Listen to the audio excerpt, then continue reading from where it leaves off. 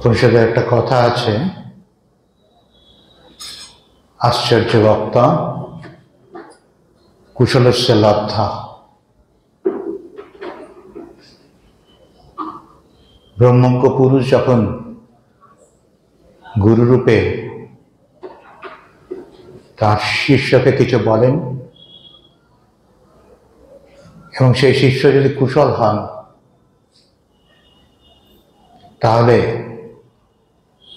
গুরুর আশীর্বাদে সে ব্রহ্মজ্ঞানটি লাভ করতে পারে।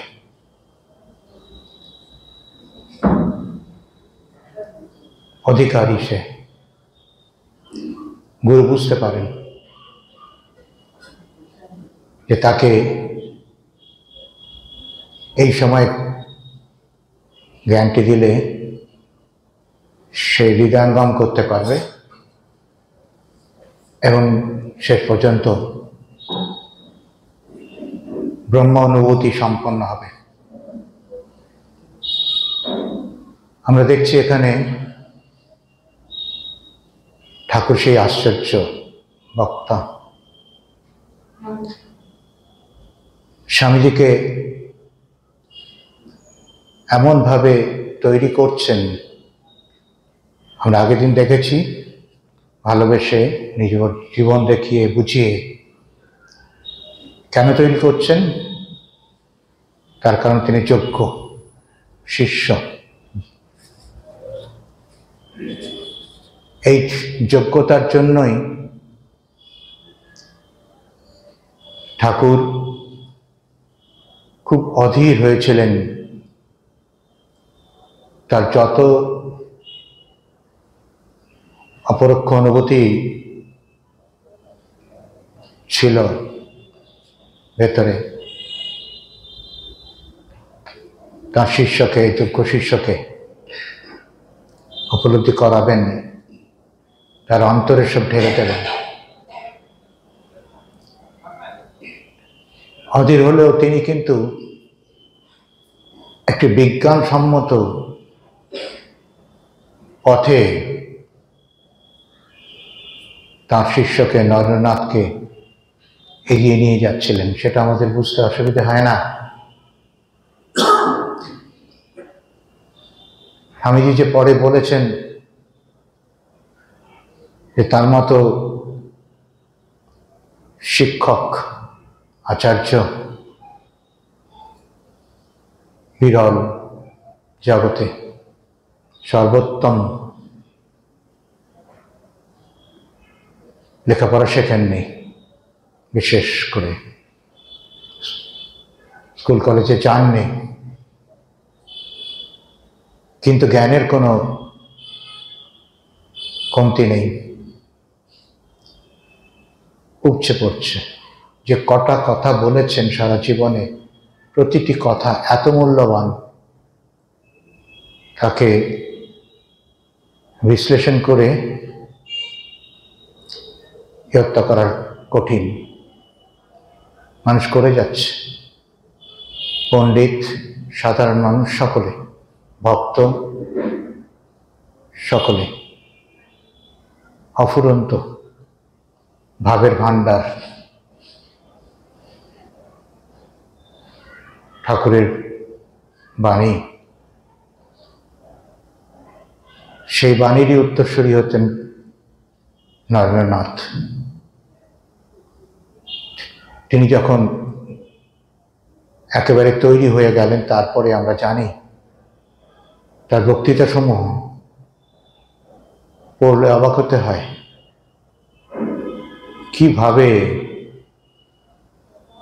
প্রাঞ্জল ভাষায় অতি দুরূহ, অতি আধ্যাত্মিক রহস্যময় যে বিষয়গুলো, সেগুলোকে আমাদের সামনে তুলে ধরছেন, আমাদেরকে স্পর্শ করছে। সেই এরকম গুরু, এরকম একজন শিষ্যকে পেয়েছেন, তাকে মনের মতো করে তৈরি করছেন। মনের মতো করে তৈরি করার মানে হচ্ছে শিষ্যটিও সেরকমই ভাবেই, সেই বস্তুতেই তৈরি।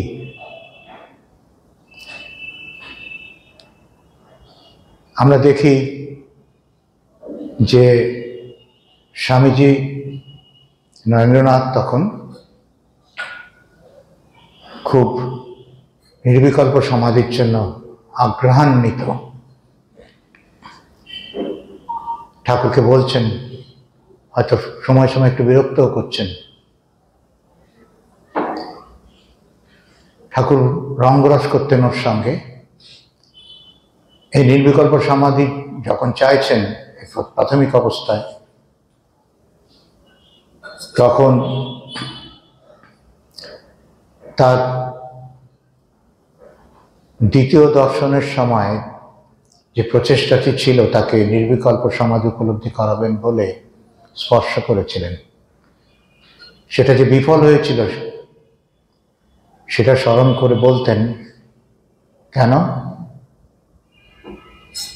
তখন যে তুই বলেছিলি আমার বাপ মা আছে, তাদেরকে সেবা করতে হবে। উদ্দেশ্য হলো যে তুই তো, আমি দেবার চেষ্টা করেছিলাম তখন, তুই তো তার জন্য তৈরি ছিলি না সেই সময়, বলে একটা ভূতের গল্প বলতেন। এটাই হচ্ছে রঙ্গরস গুরুর শিষ্যের সঙ্গে। তিনি যে বলতেন মাকে, মা আমাকে রসে বসে রেখো, শুষ্ক নয়, যা কিছু করছেন যার সঙ্গে করুন, সে নরেন্দ্রনাথই হোক আর যেই হোক,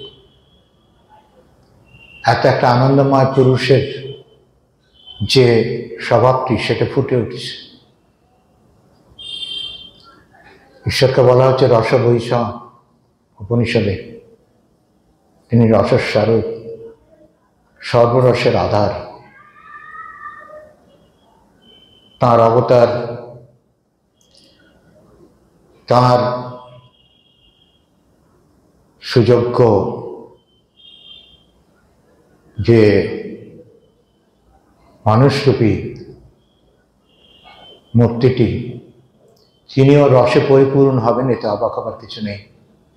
ঠাকুর সেটাই দেখিয়ে গেলেন এ যুগে। তো কি বলছেন গল্পটি? এটা বলেই গল্পটি শোনাতেন নরেন্দ্রনাথকে, একটা ভূতের গল্প। বলছে, জানিস তো একটি ভূত অনেক দিন পর্যন্ত কোনো সাথী পায়নি, কোনো সঙ্গী নেই, তার আর ভালো লাগছিল না। সে তাই মরিয়া হয়ে একজন সঙ্গী খুঁজে বেড়াচ্ছিল। যদি কেউ মরত, সে সঙ্গে সঙ্গে সেখানে গিয়ে উপস্থিত হতো, ভাবত বোধহয় একজন সঙ্গী পেলাম। কিন্তু দুর্ভাগ্যবশত সে দেখত যে গঙ্গা স্পর্শে কিংবা অন্য কোনো উপায়ে সে ব্যক্তি উদ্ধার হয়ে গেছে, ফলে তার আর সঙ্গী পাওয়া হলো না। বলে আমারও ঠিক সেই দশা হয়েছে, মজা করে বলছেন। ভেবেছিলাম, মানে বোঝাতে চাইছেন যে তিনি ভেবেছিলেন এতদিন বাদে একজন সঙ্গী পেয়েছেন, কিন্তু শেষ পর্যন্ত বলছেন, তুই বললি আমার মা বাবা আছে, আমারও সেই দশা হলো, আর হলো না তোর সে নির্বিকল্প সমাধি প্রাপ্তি। মানে আমি নির্বিকল্প সমাধিমান পুরুষ, আমি যে স্তরের, আমার যে মন যে স্তরে উঠে থাকে, আমি সেই স্তরের একজন কাউকে পাবো, তার সঙ্গে আমার আদান প্রদান হবে ভাবের, সে আমার সাথী হয়ে থাকবে। তুই তো সেটা হতে দিলি না। ভাবটা হচ্ছে এই।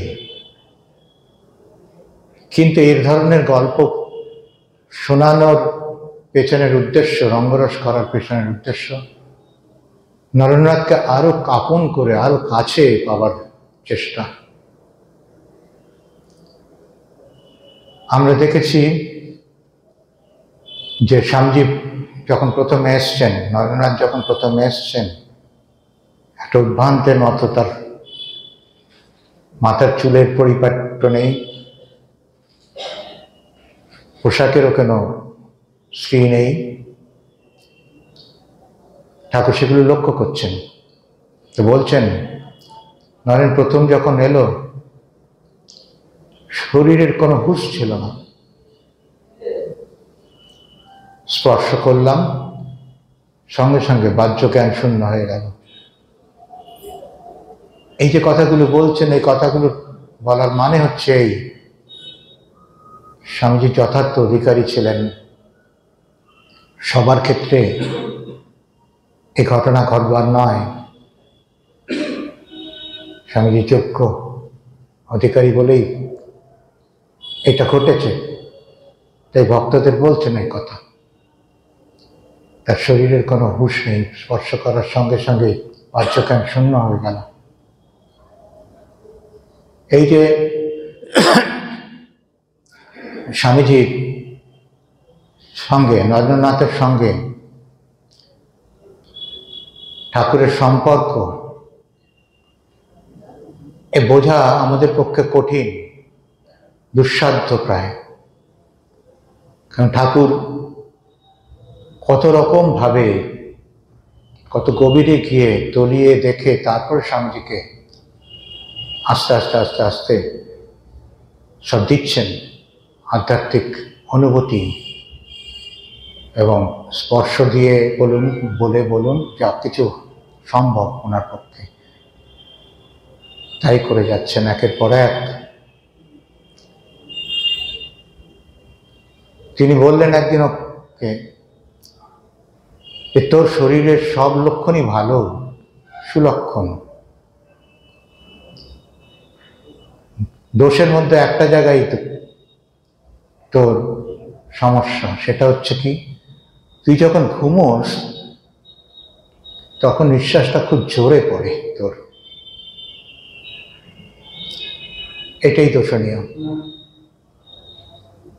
বললেন যোগীরা বলে যাদের ঘুমোবার সময় জোরে নিঃশ্বাস পড়ে তারা অল্পায়ু হয়। স্বামীজি অল্পায়ু হয়েছিলেন আমরা জানি। এই যে ঠাকুর এত পুঙ্খানুপুঙ্খভাবে স্বামীজিকে লক্ষ্য করছেন, তার কারণ তিনি তাকে ভালোবাসেন। আর ভালোবাসেন কেন? তিনি অধিকারী বলে, তার ভালোবাসারও অধিকারী, বাবার অধিকারী।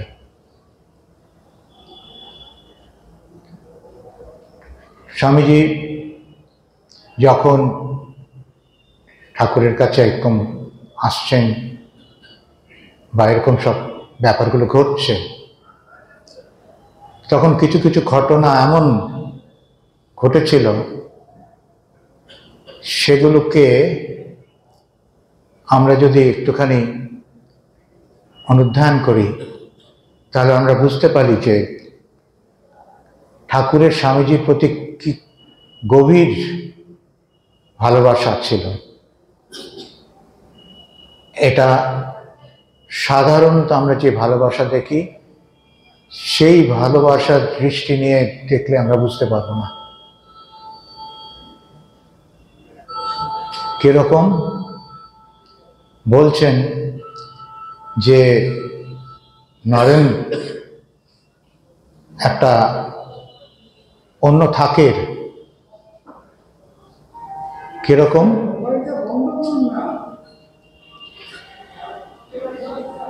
কিরকম বলছেন যে জগদম্বা চিহ্নিত, মানব কল্যাণের জন্য আবির্ভূত এবং তার ভেতরে একটু মেকি নেই। তারপরে বলছেন যে ও ব্রহ্মচর্য পরায়ণ, নির্ভীক, সুলক্ষণ সম্পন্ন সত্যবাদী, তাই তো আমি তাকে এত ভালোবাসি। এই ভালোবাসা বিভিন্নভাবে প্রকাশিত হয়েছে ঠাকুরের নরেন্দ্রের সঙ্গে ব্যবহারে। তিনি বলছেন যে ও নর ঋষি,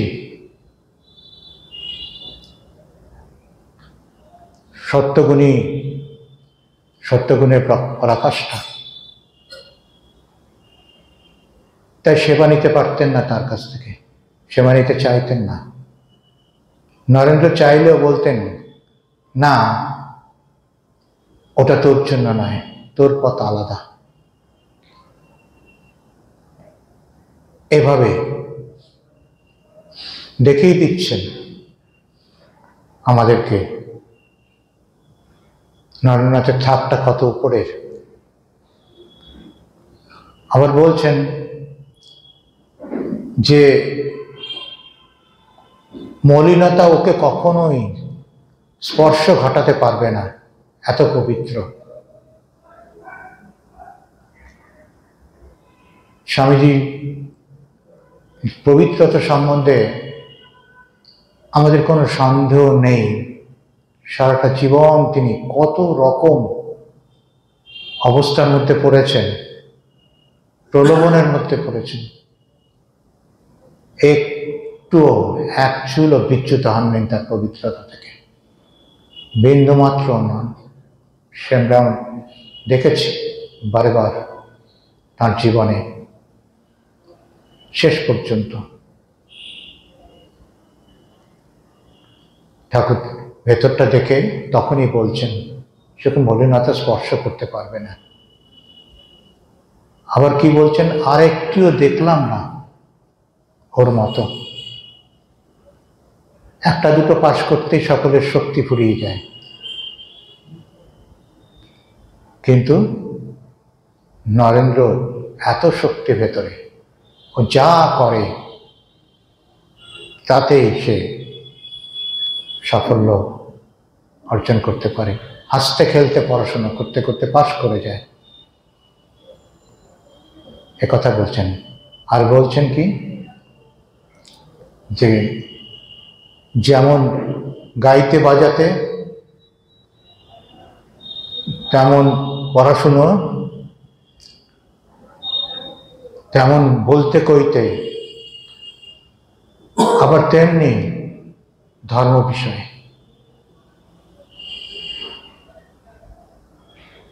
সারা রাত ধ্যান করে, রাতভর ধ্যান করে, হুঁশ থাকে না, সকাল হয়ে যায়। এবং এত নিবিড়ভাবে স্বামীজিকে পরীক্ষা করেছেন, দেখেছেন। তিনি যখন বলছেন কথাগুলো, সেগুলোর মধ্যে একটু কোনো অন্যরকম ভাব নেই, ভালোবাসা ছাড়া। তারপরে কি বলছেন,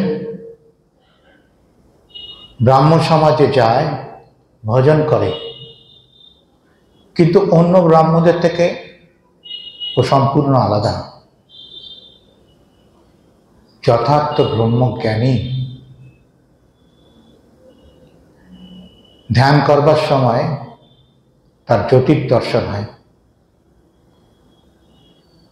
এই যে কথাগুলো বললেন ব্রাহ্ম সমাজকে নিয়ে, স্বামীজির যাতায়াত এবং ওখানে ধ্যানের বিষয়েও তিনি সব খবর রেখেছেন।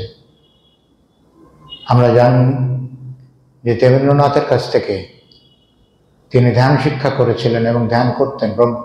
দেবেন্দ্রনাথ তাকে খুঁটিয়ে খুঁটিয়ে অনেক সময় জিজ্ঞেস করেছেন যে তার ধ্যানের সময় কি কি হয়, কি কি অনুভূতি হয়, এই ধরনের কথা বলেছেন।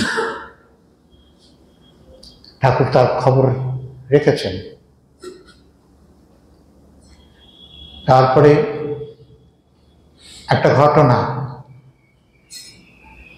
খুব উল্লেখযোগ্য ঘটনা। ঘটনাটি হচ্ছে এই যে একদিন দক্ষিণেশ্বরে বিজয় কৃষ্ণ গোস্বামী এবং কেশবচন্দ্র সেন এসছেন। ঠাকুর তাদেরকে খুব নিবিড়ভাবে দেখছেন, আর তখন নরেন্দ্রনাথ ছিলেন উপস্থিত সেখানে। দেখছেন খুব নিবিড়ভাবে তাদের ভেতরে কি আছে,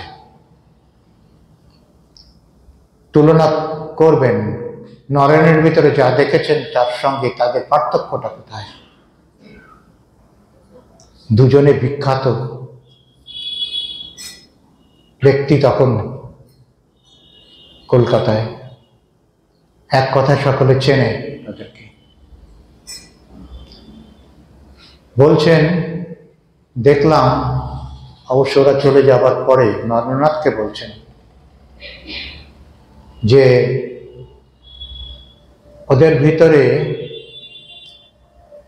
জ্ঞান দীপশিখা জ্বলছে, আর নরেনের ভেতরে দেখলাম জ্ঞান ও সূর্য উদিত হয়েছে, উদিত হয়ে মায়া মোহের লেশ মাত্র মিটিয়ে দিয়েছে, মুছে দিয়েছে ভেতরে।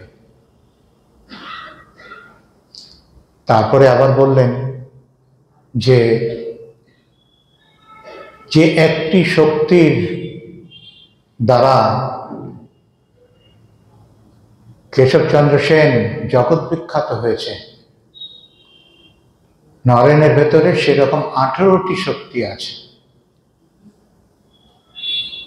বিদ্যমান। ওই অবস্থায়, ওই প্রাথমিক অবস্থাতে তিনি থেকে বলছেন। আমরা এখন বুঝতে পারি কেশবচন্দ্র সেন জগৎ বিখ্যাত হয়েছিলেন, ইংল্যান্ডে বক্তৃতা করতেন, এখানে বক্তৃতা করতেন, মানুষ খুব শুনতেন। তিনি খুব পপুলার হয়েছিলেন, এক কথা সবাই তাকে চিনত, পণ্ডিত মহোদয় তো বটেই, তাছাড়া সাধারণ মানুষ। কিন্তু সেই কেশবচন্দ্র সেনের আমরা এখন বইয়েই পড়ি, সে কোথায়? যে শক্তিকে ব্যবহার করে তিনি বক্তৃতা করেছেন, সেই বক্তৃতার ভেতরে এমন কি শক্তি ছিল যে সেই সময় সেটুকু মাত্র মানুষ তার দ্বারা প্রভাবিত হয়েছিলেন। কিন্তু আজকে সেই প্রভাব কোথায়? আর স্বামীজির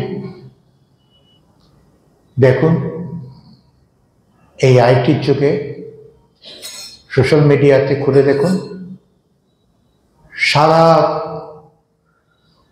দেশে কোণে কোণে মানুষ তাদের আজ যেভাবে স্বামীজিকে গ্রহণ করছে এবং যেভাবে স্বামীজিকে নিয়ে এইসব ইউটিউবে দিচ্ছে, তার থেকে এইটুকু বোঝা যায় স্বামীজি কিভাবে মানুষের ভেতরে আস্তে আস্তে আস্তে আস্তে ঢুকে যাচ্ছেন, তার প্রভাবটা কতটা সুদূর প্রসারী, কতটা গভীর। 18টা শক্তি ঠাকুর বলছেন, এটাই প্রমাণ করে যে স্বামীজি কেশব সেনের তুলনায় কতখানি শক্তিশালী ছিলেন, ভেতরে তার কতটা ক্ষমতা ছিল সেটাই। কিন্তু স্বামীজি সেটা পছন্দ করছেন না, তার প্রতিবাদ করে বলছেন ঠাকুরকে, আপনি এরকম ধরনের কথা বলবেন না। কোথায় কেশবচন্দ্র সেন জগৎ বিখ্যাত?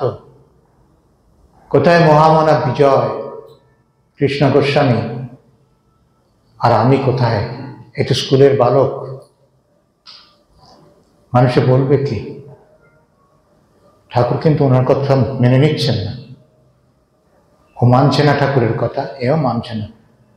তুই কি ভেবেছিস আমি নিজে বলছি এ কথাটা? মা আমাকে দেখালেন, তাই আমি বলছি। মা তো আমাকে কখনো সত্য বই মিথ্যে কিছু দেখাননি। তখন নরেন্দ্রনাথ বলছেন যে এটা আপনার স্নেহজনিত কল্পনা, আমার প্রতি যে স্নেহ আছে তার থেকে এই কল্পনাটি জন্মেছে। তখন ঠাকুর এই কথাটা বললেন। আর নরেন্দ্রনাথ সেই অনেক যুক্তি দিয়ে পাশ্চাত্য দর্শন থেকে, পাশ্চাত্য মনোবিজ্ঞান থেকে সব ব্যাখ্যা করে ঠাকুরকে বললেন। কিন্তু ঠাকুর তাতে বুঝবার নন, কেননা মা তাকে দেখিয়েছেন। কিন্তু তাও যেহেতু স্বামীজিকে, নরেন্দ্রনাথকে ভালোবাসেন, তার কথা ফেলতেও পারেন না পুরোটা, একটু দ্বিধান্বিত। আমি কি তাহলে ভুল বললাম? মাকে আমাকে যা দেখালো সেটা ঠিক নয়? সঙ্গে সঙ্গে জগদম্বার কাছে গেলেন, যেরকম করতেন। গিয়ে মাকে জানালেন। মা সঙ্গে সঙ্গে আকাশবাণী করে তাকে বললেন, তুই ওর কথা শুনিস কেন?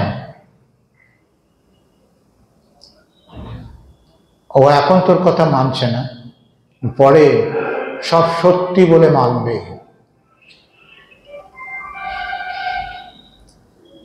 আমরা অবাক হই, তাদের মধ্যে সম্পর্কটা কিরকম। মাঝখানে যেন মা জগদম্বা অনুঘটকের মতো তাদের দুজনের মধ্যে সম্পর্কে যে রসায়নটি, সেই রসায়নটিকে সার্থক করে তুলছেন। এরকম ভাবে ধীরে ধীরে ধীরে ধীরে এক একটা ঘটনা ঘটছে, আর ঠাকুর সেই ঘটনাকে কেন্দ্র করে মনের মধ্যে যে ভাবটি উঠছে, সেই ভাবটি জগদম্বার কাছে কে ব্যক্ত করে সেই সমস্যার সমাধান তিনি করছেন। ফলে যেভাবে তাকে তৈরি করছেন, শিক্ষা দিচ্ছেন নরেনকে, সেই শিক্ষা পদ্ধতিতে তার কোনো রকম প্রশ্ন মাথায় আসছে না যে তিনি ভুল করছেন। নরেন নির্বিচারে নেবে না। সে প্রশ্ন করতে পারে, সে প্রতিবাদ করতে পারে, কিন্তু ঠাকুরের প্রত্যয়টি হচ্ছে ঈশ্বর অনুভূতি থেকে, মায়ের কাছ থেকে উপলব্ধি জাত যে জ্ঞান উনি অর্জন করেছেন, সে জ্ঞান থেকে ইচ্ছারিত। এই কেশব সেন আর বিজয়ের কথা তো আমরা দেখলাম। এরপরে যেটা দেখবার সেটা হচ্ছে ভালোবাসার যে তীব্রতা, সেই তীব্রতাটা কতখানি ছিল। বলছেন যে আমি নরেনের জন্য পাগল হয়েছিলাম। যদু মল্লিকের বাগানে গিয়ে চিৎকার করে কাঁদতাম তার জন্য, তাকে দেখতে না পেয়ে। মানুষে কি বুঝতো কে জানে। একদিন এরকম হলো যে ভোলানাথ কালী মন্দিরের খাজাঞ্চি তার হাত ধরে হাওয়া করে কেঁদে বলছেন যে আমি ওর জন্য এত কাঁদছি, কিন্তু সে তো আসছে না। আমি ওকে না দেখে থাকতে পারছি না, আমার ভেতরটা ভীষণ মোচড়াচ্ছে, গামছা যেভাবে মোচড়ায় সেভাবে ওর জন্য। ভোলা পণ্ডিত বললেন, ভোলানাথ পণ্ডিত নয়, খাজাঞ্চি বললেন, ও একটা কায়েতের ছেলে, আপনি ওর জন্য এরকম করছেন কেন? তারপরে প্রাণকৃষ্ণ মোটাবাম তাকেও ওইভাবে গিয়ে বললেন। প্রাণকৃষ্ণ বললেন, আরে মশাই, আপনি এরকম একটা ছেলে যার পড়াশুনো সামান্য, তার জন্য এত উতলা কেন হয়েছেন? কিন্তু পরে ভোলানাথ একদিন বলেছিলেন যে যখন আবার ঠাকুর গিয়ে তাকে মনের ব্যথাটা ব্যক্ত করেছেন যে ওকে দেখছেন না বলে মনে খুব কষ্ট হচ্ছে, তখন ভোলানাথ বলেছিলেন এর মানে আছে ভারতে, ভারত মানে মহাভারতে। আমরা জানি মহাভারতের শান্তি পর্ব একেবারে উপনিষদের মতো, এবং এই শান্তি পর্ব থেকে উদ্ধৃতি দিয়ে অনেক সময় শঙ্করাচার্য তার যখন উপনিষদের ভাষ্য লিখেছেন তার সমর্থনে উদ্ধৃতি দিয়ে তার ভাষ্যে দেখিয়েছেন। এই শান্তি পর্বে অনেক গভীর তত্ত্বের কথা বলা আছে। ধর্ম অনুশীলন করলে কি দাঁড়ায়, ধার্মিক মানুষের মনের অবস্থা কি হয়, তার কি ভাব, ঈশ্বরকে চিন্তা করতে করতে কি দাঁড়ায় তার অবস্থা, সে সম্বন্ধে সব বলা আছে, ইঙ্গিত দেওয়া আছে। তাই ওকে প্রামাণ্য বেদান্ত দর্শনের মতো প্রামাণ্য একটা দর্শন হিসেবে গ্রহণ করবেন সকলে। শঙ্করাচার্য করেছিলেন। ভারতে আছে বলছেন, কি আছে? যখন সমাধিস্থ পুরুষ সমাধি থেকে নেমে আসে, তার মন নিচে নামে, তখন সে সত্যগুণী লোকের সঙ্গ করতে চায়, তার সঙ্গে বিলাস করতে চায়। সত্যগুণী লোককে দেখলে তার মন ঠান্ডা হয়, তাই তোমার এরকম হচ্ছে। এই ভোলানাথ টোলানাথ তারা ওখানে ছিলেন, তাদের একটা অন্যরকম চেহারা আমরা অনেক সময় দেখি, কিন্তু তাদের মধ্যেও এই মন্দিরে থাকার জন্য, হয়তো ঠাকুরকে দেখার জন্য, আর অনেক সাধু সন্ন্যাসী আসছে, অনেক ঈশ্বর প্রেমী মানুষ আসছেন সাধু সন্ন্যাসী ছাড়াও। তাদেরকে দেখে, তাদের সঙ্গে কথা বলে, সঙ্গ করে, তাদের মনেও অনেক সময় অনেক ভালো ভালো জিনিস ওঠে এবং সেগুলো বেরিয়ে আসে। এটি একটি তার নিদর্শন। ঠাকুরকে বলছেন, ঠাকুর একটু হয়তো ঠান্ডা হয়েছিলেন তখন এই কথা শুনে, কিন্তু তার নরেন যতদিন না এলো তার মনের অবস্থা এমন, এত কান্নাকাটি করছেন সবসময়, সকলের দৃষ্টি আকর্ষণ করে। এতে কোনো লজ্জা তার ছিল না। বাচ্চা ছেলে যেমন তার প্রিয় যে ব্যক্তিটি, তার জন্য উতলা হলে যেরকম ব্যবহার করে সেরকম, সে মাই হোক, বাবাই হোক, আর যে প্রিয় ব্যক্তিই হোক, ঠাকুরেরও সেই অবস্থা। ঠিক এই সময়তে রামদয়াল বাবু বলে এক ভক্ত, তিনি কিছুদিন হলো দক্ষিণেশ্বরে ঠাকুরের কাছে যাতায়াত করছেন। তার সঙ্গে বাবুরাম, পরে স্বামী প্রেমানন্দ মহারাজ প্রথম এসছেন। প্রথম এসে তার অভিজ্ঞতার কথা বর্ণনা করছেন। পরে কিরকম এই যে নরেন্দ্রের প্রতি এত ভালোবাসা, সেটা উনি চাক্ষুষ করেছেন, প্রত্যক্ষ করেছেন। সন্ধ্যাবেলায় এসে উপস্থিত হয়েছেন, রাতে দক্ষিণেশ্বরে আছেন। প্রসাদ পাওয়ার পরে ওই ঠাকুরের ঘরের যে পূর্ব দিকের বারান্দা, আপনারা যারা দক্ষিণেশ্বরে গেছেন তারা সবাই জানেন, ভক্তরা অনেক সময় ওই বারান্দায় রাতে ঘুমোতেন। তো সেখানে তাদের দুজনের শোবার ব্যবস্থা হয়েছে, ঠাকুর ব্যবস্থা করেছেন। শোবার পরেই শুরু হলো ঠাকুরের সে অস্থিরতা। রাতে তো ঘুমোতেন না, ওদের চোখ লেগে এসছে, একেবারে ঘর থেকে বেরিয়ে উলঙ্গ অবস্থায় বগলে কাপড় করছে, তার কোনো খেয়াল নেই। ওগো তোমরা ঘুমিয়ে পড়লে? আমার নরেনের জন্য মনটা কেমন কাঁচা, একেবারে গামছা নিংড়ানোর মতো নিংড়ে হচ্ছে ভেতরটা। রামদয়াল বাবুর কিছুটা পরিচয় ছিল ঠাকুরের এই ভাবের সঙ্গে, বাবুরামের ছিল না। রামদয়াল বাবু বললেন কালকে সকালে গিয়ে দেখা করে আমি ওকে বলবো আসতে। তারপরে কিছুক্ষণ পরে আবার নিজের ঘরে ফিরে এলেন।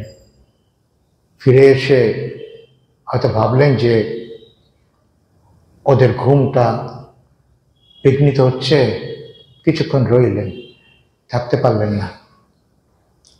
আবার সেই কাঁদতে কাঁদতে গিয়ে বললেন, ওগো আমি যে আর পারছি না,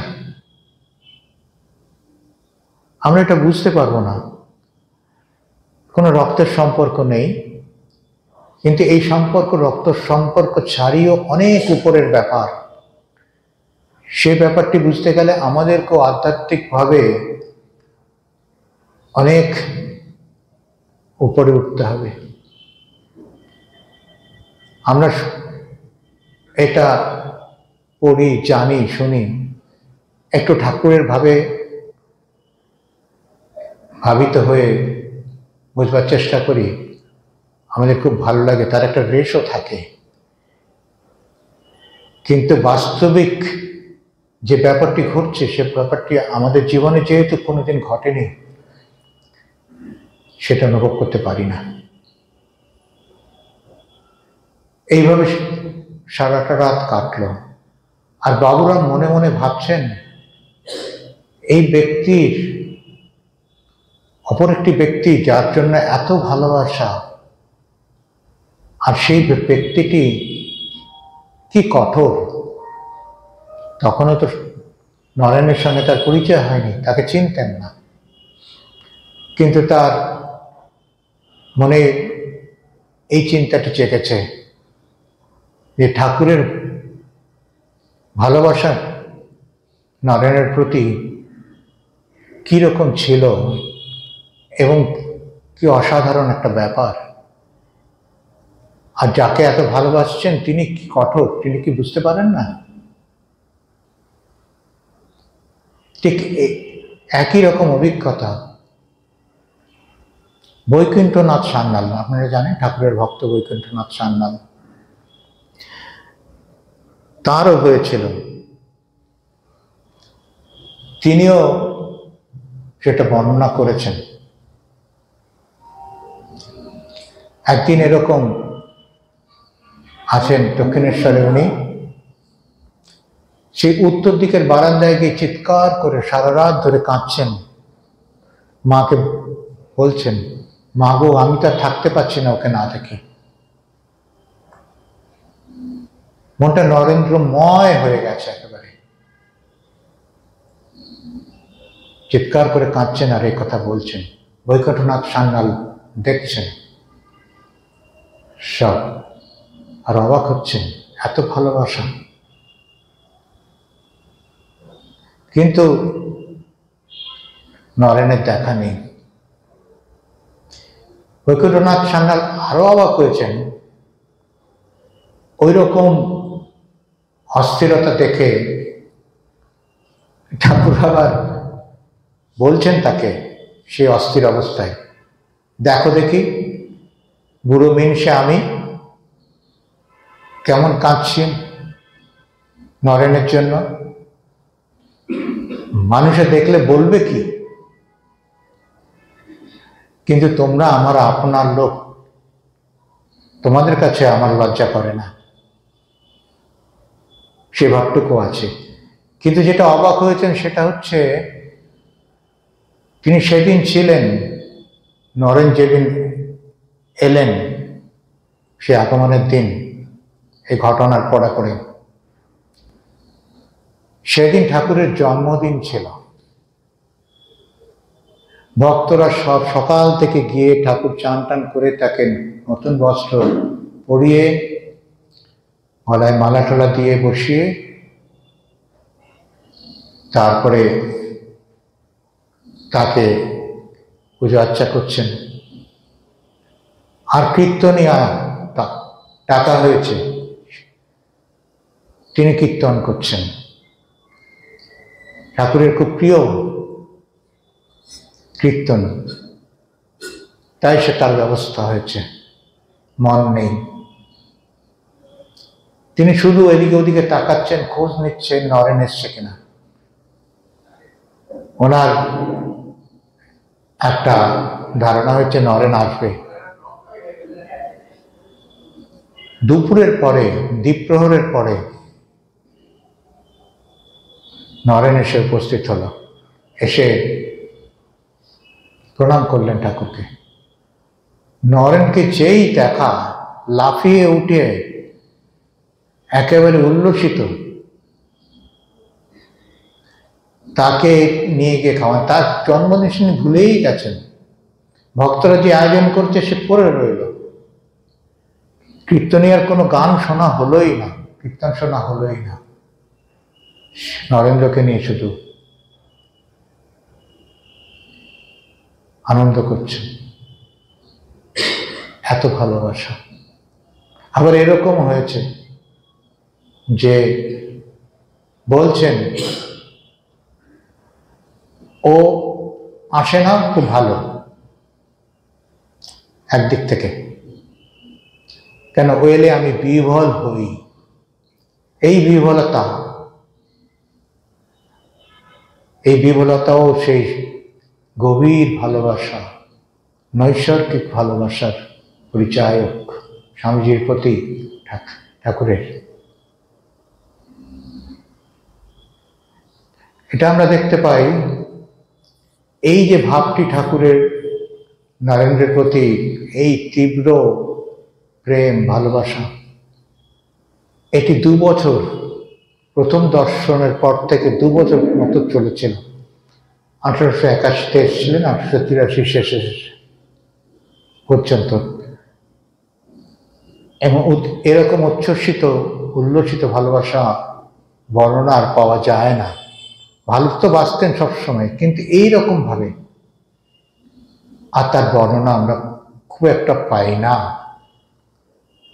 তাই আমাদের পক্ষে বলা সম্ভব নয় যে ঠিক একই রকম ভাবে কোনো ব্যাপার আগে যেরকম ঘটেছে পরেও ঘটেছে কিনা স্বামীজিকে ভালোবাসার ক্ষেত্রে। তো এই স্বামীজিকে নিয়ে অনেক ঘটনা, আরো ঘটনা রয়েছে। যেমন তিনি বলতেন যে তোর কথা আর শুনবো না, কোনো কিছু বললেও সেটাকে উড়িয়ে দিতেন স্বামীজি।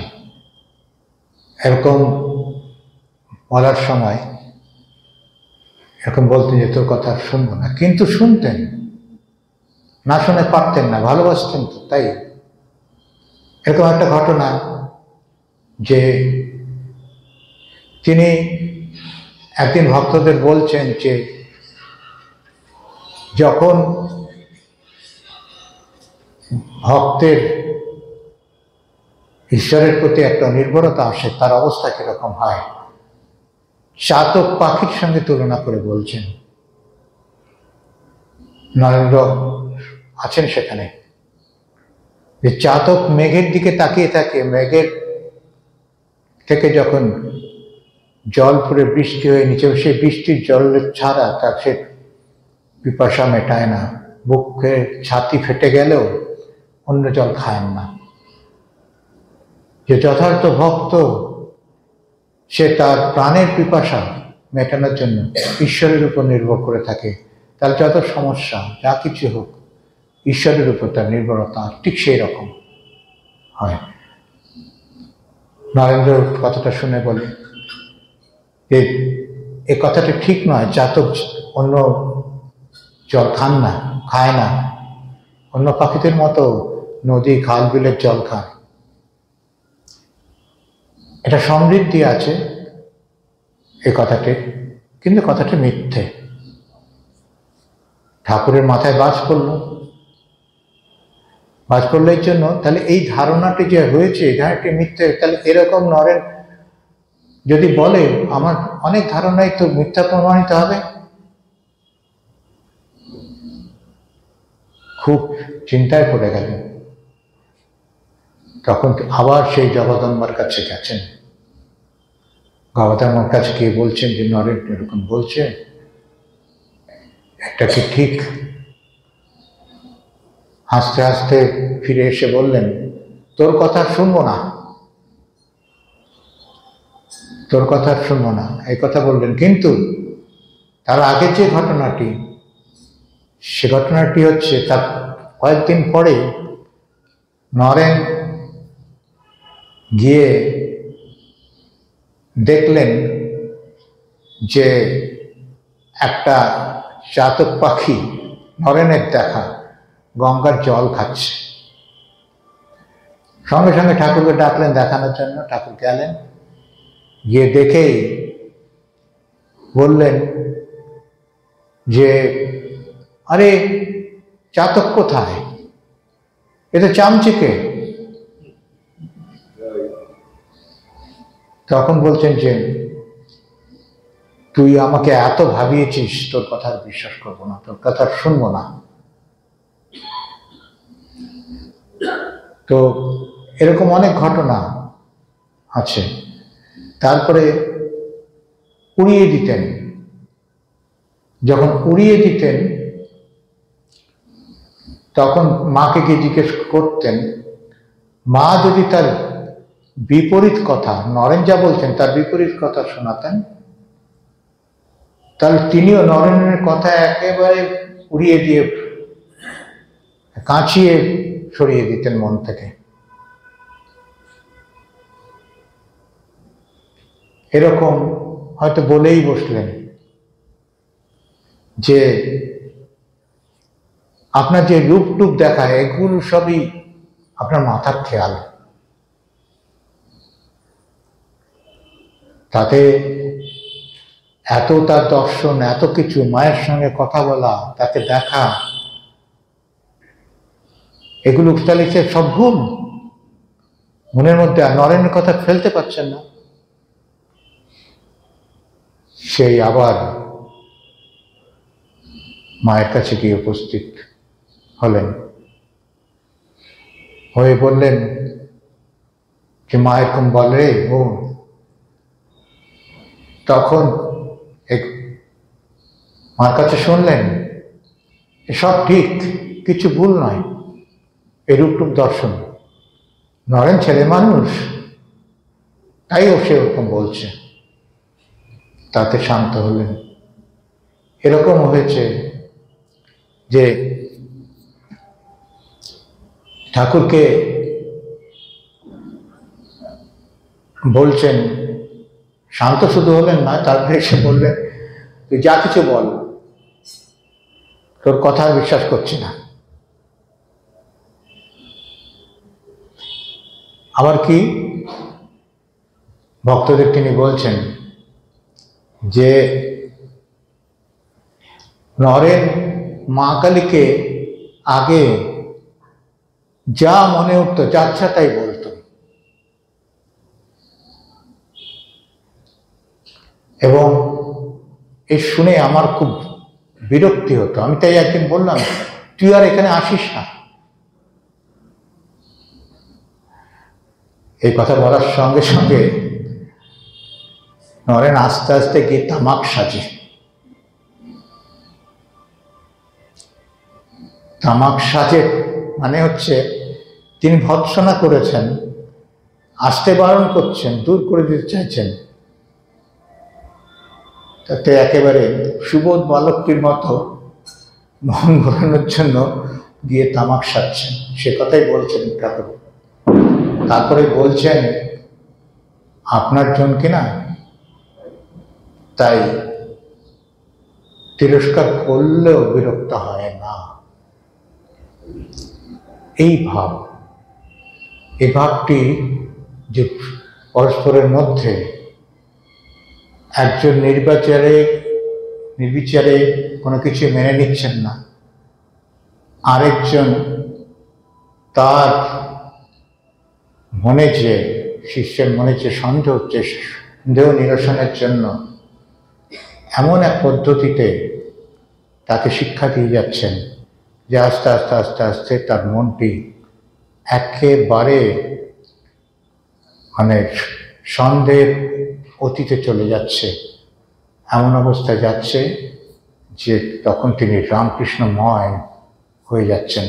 আমরা পরে সেটা দেখব। আজ এখানে থামছি। ওম শান্তি শান্তি শান্তি।